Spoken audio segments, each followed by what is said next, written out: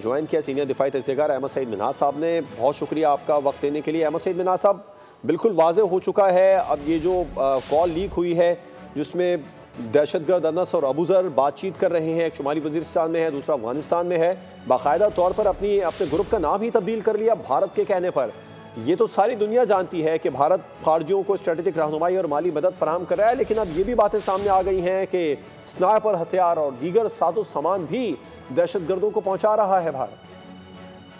जी बिल्कुल, देखिए इसमें कल जो प्रेस कॉन्फ्रेंस हुई थी उससे पहले और जो परसों की प्रेस कॉन्फ्रेंस थी उसमें बड़े वाज़े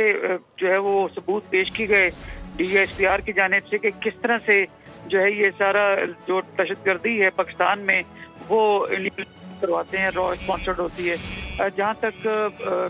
तहरीक तालिबान पाकिस्तान के एलिमेंट जो अफगानिस्तान में छुपे हुए हैं वो जो सपोर्ट करते हैं यहाँ पर पाकिस्तान के अंदर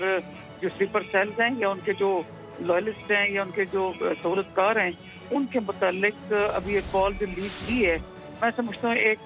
फर्दर एक कील ठोका गया है कि जो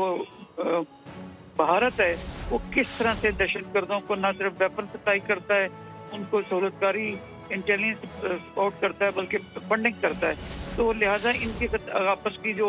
ये दो जो हैं दहशतगर्द, इनकी जो दरमियान होने वाली कम्युनिकेशन है, ये आर्मी के शिकारी जेट्स होते हैं जो इस तरह जो कॉल्स को पिक कर रहे होते हैं, उनको रिकॉर्ड कर रहे होते हैं या उसके ऊपर बातचीत कर रहे होते हैं। तो लिहाजा ये जो बड़ा ठोस सबूत अगेन कोई भी नेशनल ऑर्गेनाइजेशन, इंटरनेशनल ऑर्गेनाइजेशन